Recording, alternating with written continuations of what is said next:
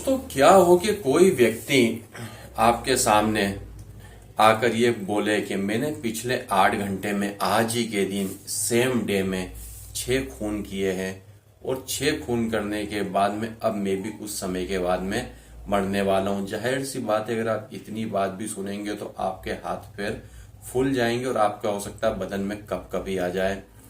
आज की जो सच्ची घटना है वो है केरल के तिरुवनंतपुरम की घटना है। 24 फरवरी 2025 शाम को 6 बज के 15 मिनट का समय हुआ होगा।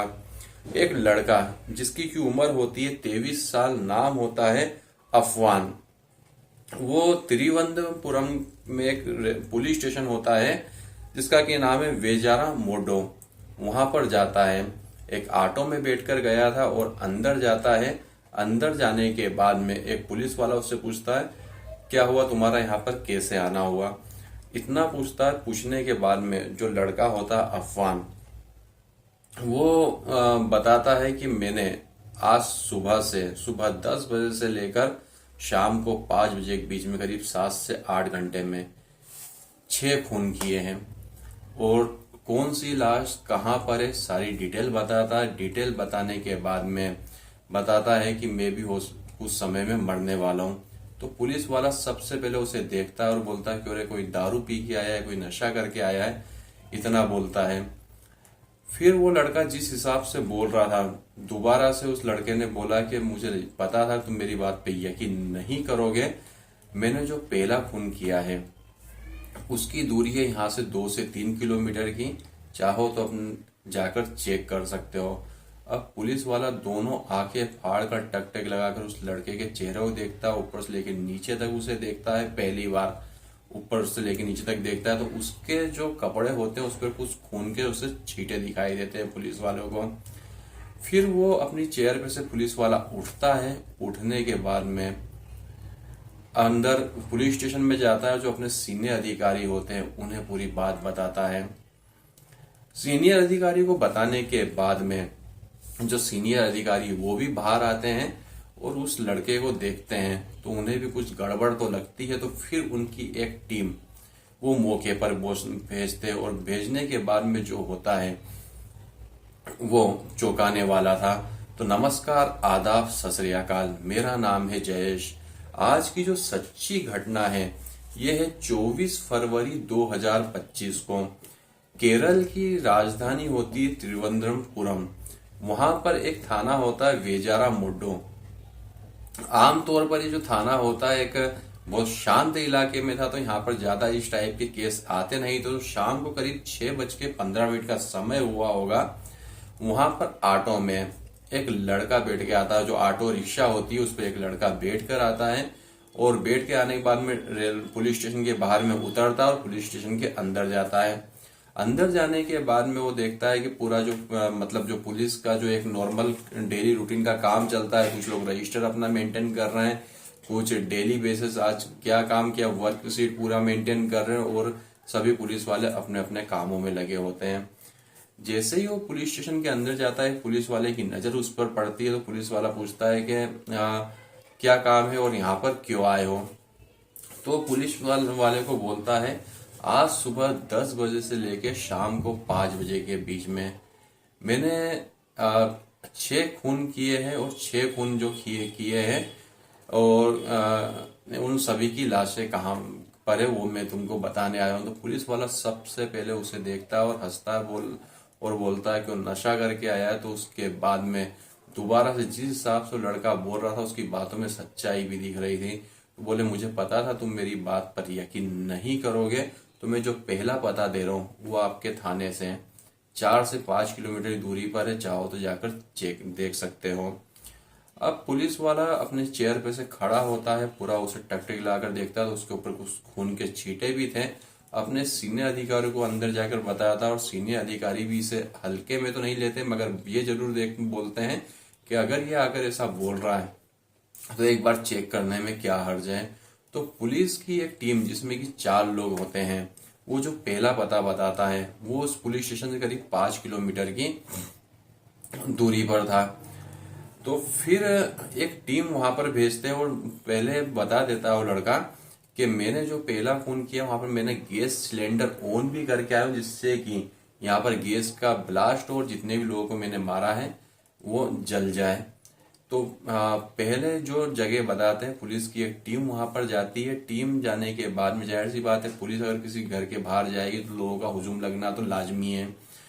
तो लोगों का वहां पर हुजूम भी लग जाता है और फिर पुलिस वाले जैसे ही घर के अंदर इंटर करते हैं, देखते हैं कि घर में ताला लगा हुआ है। पुलिस वाले ताले को तोड़ते हैं। तोड़ने के बाद में जैसे ही घर में इंटर करते हैं, उन्हें गैस की स्मेल आती है।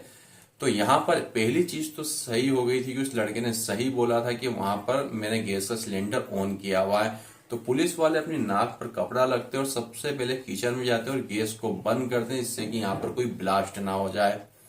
फिर उसके बाद में वो घर के अंदर एक कमरे में जाते हैं। कमरे में जाते हैं तो वहां पर करीब 13 साल का एक लड़का, जिसके चेहरे चेहरे पर बहुत धारदार मतलब वार किया हुआ था, वो वहां पर मिलता है। उसके बाद में उसकी जो अम्मी होती है वो एक दूसरे कमरे में मिलती है और उसने बताया था 3 लाशें वहां पर मिलेगी। तो दूसरे कमरे में मिलती है उसकी एक गर्लफ्रेंड की लाश होती है, जिसकी उम्र होती है 21 साल।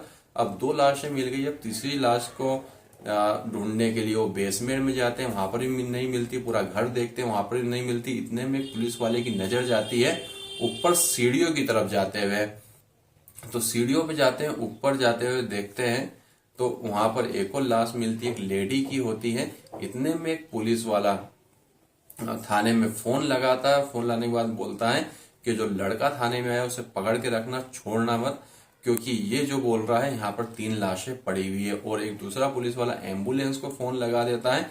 एम्बुलेंस भी मौके पर आती है। तो यहाँ पर जो पहला शख्स होता है, उसका छोटा भाई, उसे एम्बुलेंस में रखा जाता है। मगर जब उसकी अम्मी को उठाने जाते हैं तो वहां पर थोड़ा सा देखते हैं तो वहां पर उसकी अम्मी की जो सांसें हैं वो चल रही थी।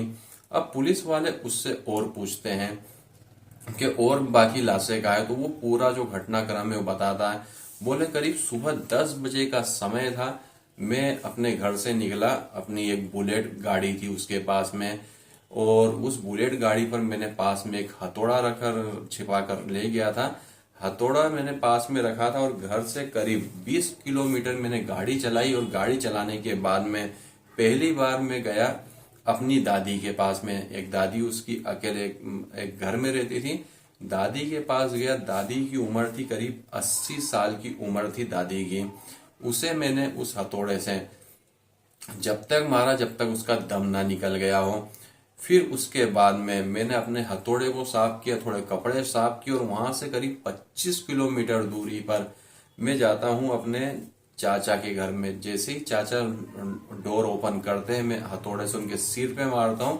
इतने में चाची भी भाग कर आती है और मैं उन्हें भी जब तक मारता हूं दोनों को, जब तक वो दोनों मर ना जाए। फिर वहां से मैं वो लड़का जो होता है वो आता है अपने घर पे, जहां से सुबह 10 बजे वो निकला था। करीब शाम को आता है 3 बजे, मतलब सुबह 10 बजे से लेकर शाम को 3 बजे तक वो कितने अभी तक 3 खून कर चुका था।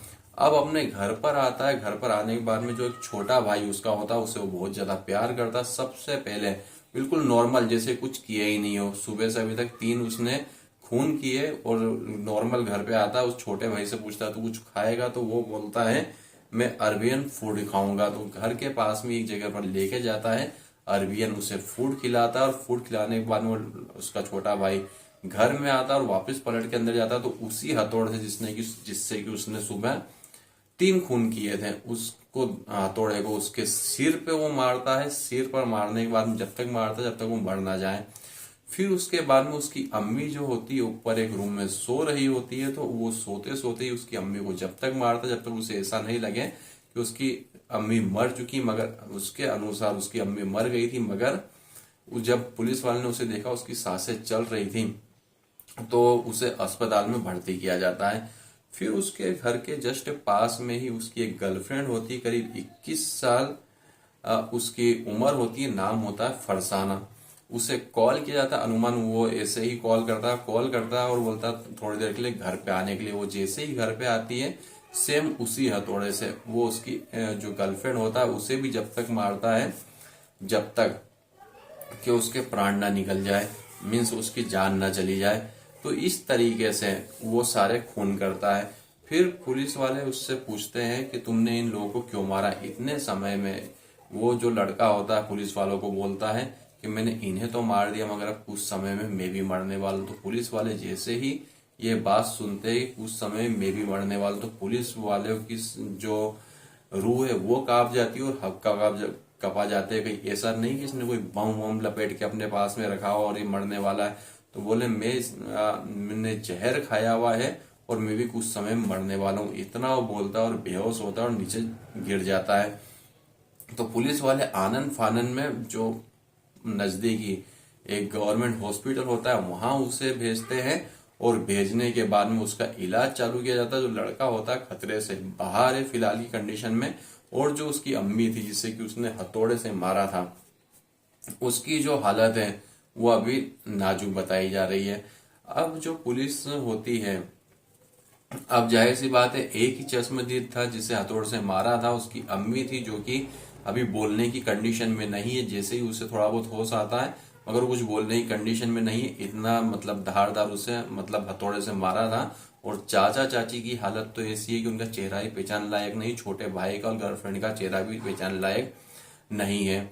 अम्मी इसलिए बच गई क्योंकि वो सोई हुई थी और सोते समय उसके ऊपर चादर रखा हुआ था, तो जाहिर सी बात है उसके स्पंज से हो सकता है कि उसको वार ज्यादा नहीं लगे हो, इसलिए उसकी सांसें चल रही थी।